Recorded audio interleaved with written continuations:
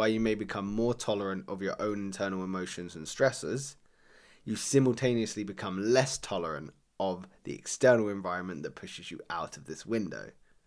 There's a really interesting catch-22 there. And secondly, there's the transition period. So during active healing, your window might temporarily feel narrower as you process old trauma, leading to increased irritability or a need for solitude, which I definitely agree with when I was at the beginning, even now in my healing journey. As you start, your window becomes narrower because you are just processing. You're so in the information you're trying to work through that outside just becomes so much harder to process. But then, as you become more able to handle, your window of tolerance gets larger and bigger, and eventually easier to handle sort of outside noise without hypo or hyper arousal. Yeah, definitely. I think let's call it your circle. You said window. I'm going to call it your circle of inner peace. I like it. As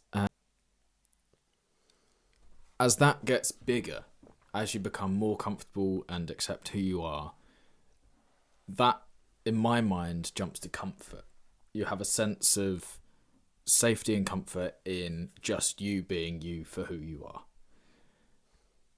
As somebody who has put a lot of time and effort into ensuring my being uncomfortable, because I've seen comfort as an enemy for a long time, because I didn't want to become comfortable earning 14 grand a year as an estate agent or 18 grand a year as an accountant, like just sitting and that was my life, rinse and repeat day after day after day.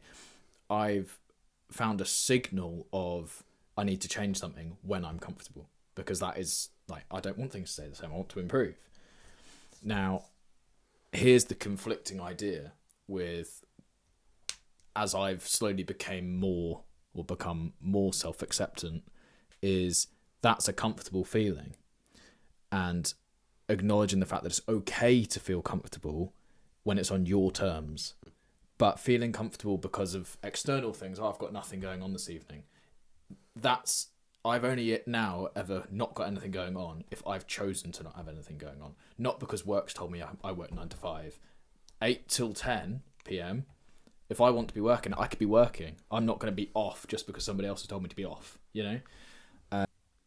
So I think that's an important thing to acknowledge within this conversation, is that if you do have a tendency to be a high achiever, or you have a lot of drive, is like, try not to shut off every level of comfort. Is like, it's okay to feel comfortable if it's on your terms, but don't just be comfortable because your life is comfortable. Does that make sense? Yeah, you're going to need those windows of comfort to allow the healing, the work, to feel less stressful in the long run. You know, it's those moments of relaxation, letting your body regulate, back to what we said of dysregulated nervous systems. If you regularly, however that might look to you, allow your body to relax, mind to relax, you're going to start to regulate your nervous system, which is going to allow you more focus and attention when you are doing the thing that you choose to be doing. Yeah, absolutely. So the outcome of this is, in many ways, you're prioritizing the peace. You're just shifting from putting up with things, air quotes, to maintaining inner harmony, you know, inner peace, that circle that you spoke about, the window I spoke about. You're just moving from putting up with things because it's just the way they are, to prioritizing that circle. Yeah.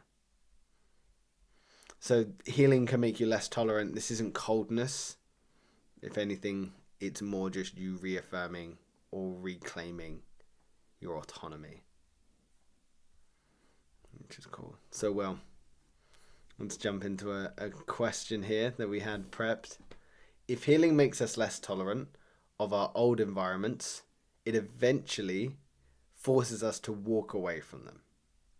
Yeah. But when we leave the old world behind, we hit a void. Why does finding your true self always start with feeling like you've lost your entire identity? Because you have. What do you mean by that?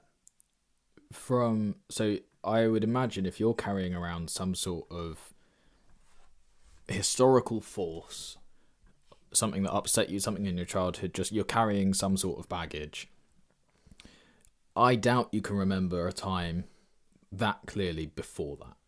Maybe it happened more recently, so maybe you can, but let's just say, because for me, like childhood stuff, right? So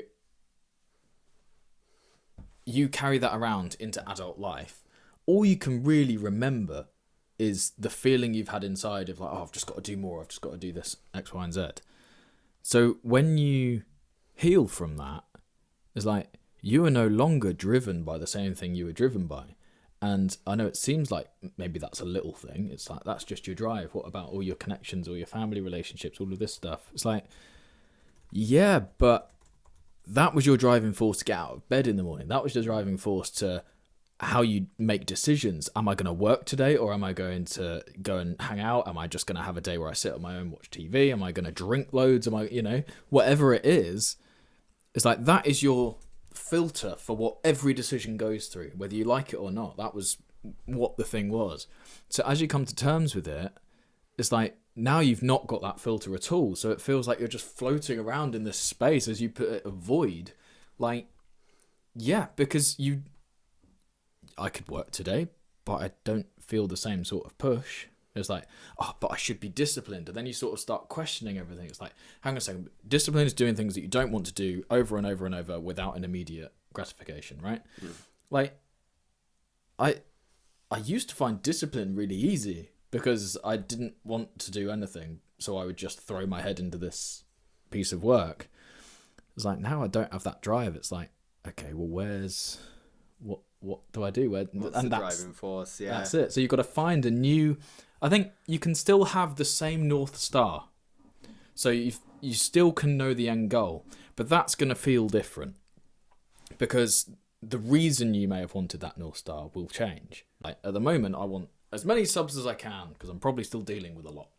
So I want as many subscribers. So I'm going to deal with that. I'm going to get there and I'm going to use every single piece of negativity in my past. I'll invent pain and suffering in my brain to make sure I get there.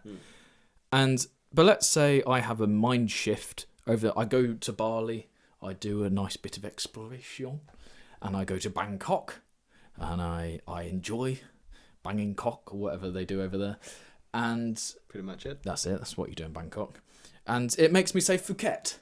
I'm just going to carry on doing YouTube, but I'm doing it with some sort of freedom now. I've lost all my drive, because I've said long before, it feels like a pack of wolves is chasing me every day. Like I'm working towards this thing, and I'm running away from everything behind me. Like it's just me against the world. If I lose that, I'm going to feel supported maybe by the people around me. I'm going to maybe put more weight on their suggestions and their decisions.